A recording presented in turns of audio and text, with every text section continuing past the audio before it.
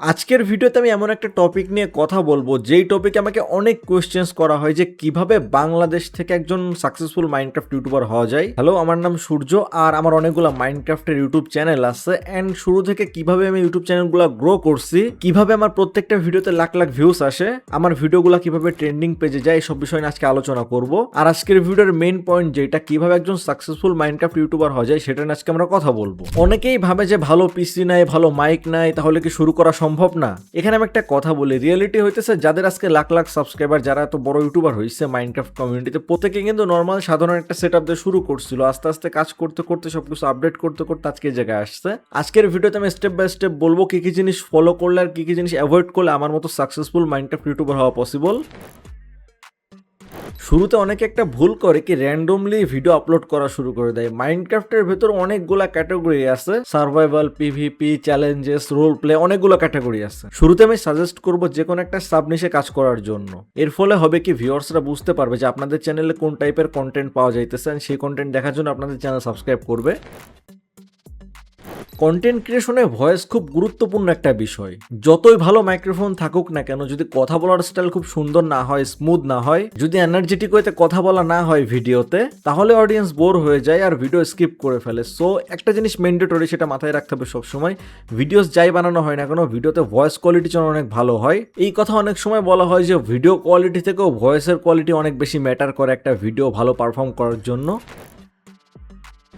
Video এডিটিংকে content ক্রিয়েশনে একটা secret weapon হিসেবে দেখা হয়। রেকর্ডিং এর পর অবশ্যই বোরিং ক্লিপগুলো ভিডিও থেকে কাট করে দিতে হবে। ভিডিওতে zoom in effect, zoom out effect, তারপর ভিডিওতে টেক্সট অ্যাড করা, বিভিন্ন অ্যাসেট ইউজ করা যাতে ভিডিও আরো বেশি এঙ্গেজিং হয়, এগুলো ফলো করা উচিত এখন বর্তমানে এসে। কারণ একটা টাইম ছিল যখন তেমন বেশি এডিটিং এর প্রয়োজন হতো না, বাট এখন ট্রাই করা উচিত প্রত্যেকের ভিডিও এঙ্গেজিং করার জন্য যতটুকু এডিট প্রয়োজন একটা ভিডিও এঙ্গেজিং করার জন্য, জাস্ট ততটুকু এডিট ম্যান্ডেটরি, এটা করতেই হবে। এক কথা এগুলা ভিডিওকে আরো বেশি এঙ্গেজিং করে দেয়।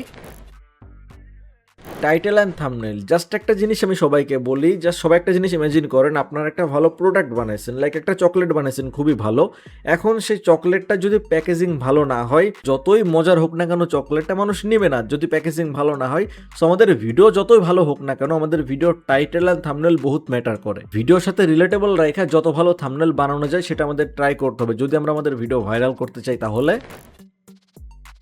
কনসিস্টেন্সি বহুত ম্যাটার করে আমাদের চ্যানেল গ্রো করার জন্য। প্রত্যেকটা নতুন ক্রিয়েটরের চেষ্টা করা উচিত এভরি উইকে 1 থেকে 2টা ভিডিও আপলোড করা। যদি মাসে একটা ভিডিও আপলোড করা হয় রেগুলার, তাহলে তেমন বেশি রেজাল্ট পাওয়া যায় না। যতটা রেজাল্ট পাওয়া যায় এভরি উইকে 1 থেকে 2টা ভিডিও আপলোড করলে। নতুন মাইনক্রাফট ইউটিউব চ্যানেল ক্রিয়েট করার পর চেষ্টা করতে হবে প্রত্যেক সপ্তাহে মিনিমাম 2টা করে ভিডিও আপলোড করা।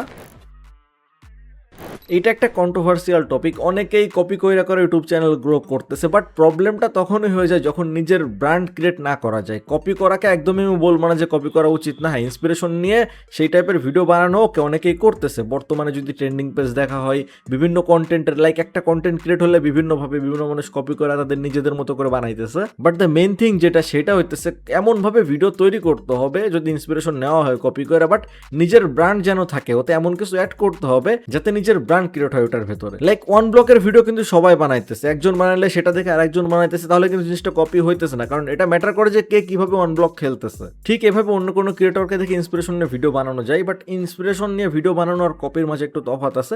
সো এটা মেনটেন করে রাখতে হয়, কারণ যদি রেগুলার ভিডিও কপি করা হয় সেক্ষেত্রে মনে করো পার্সোনাল ব্র্যান্ড তৈরি করা খুব ঝামেলা হয়ে যায়। এই জন্য অন্য মাইনক্রাফট ক্রিয়েটরদেরকে পুরোপুরি কপি করা অ্যাভয়েড কইরা তাদের থেকে ইন্সপিরেশন নিয়ে নিজের মতো করে কিছু তৈরি করাটাই বেটার।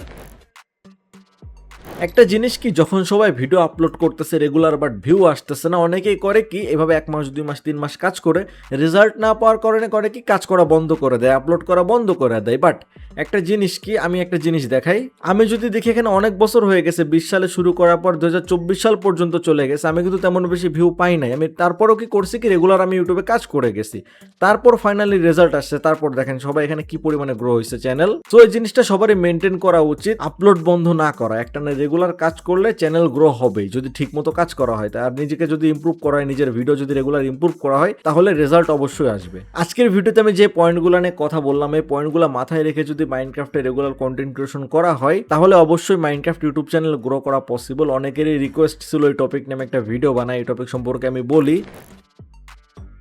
আমাকে যদি জিজ্ঞাসা করা হয় কিভাবে আমি ভিডিওতে লাখ লাখ ভিউজ নিয়ে আসতেছি, কিভাবে আমার ভিডিও ট্রেন্ডিং পেজে যায়, কিভাবে আমি এত কিছু করছি ইউটিউব থেকে, এটার আমি একটাই উত্তর দিব, আমি রেগুলার কাজ করে গেছি, আমি কখনো হাল ছেড়া দেই নাই, টাইম টু টাইম আমার কন্টেন্ট আমি ইমপ্রুভ করে গেছি, অডিয়েন্স যখন যেটা দেখতে চাইছে সেটা আমি বানাইছি, আর সব থেকে বড় জিনিস যেটা সেটা হচ্ছে আমি কাজ করে গেছি।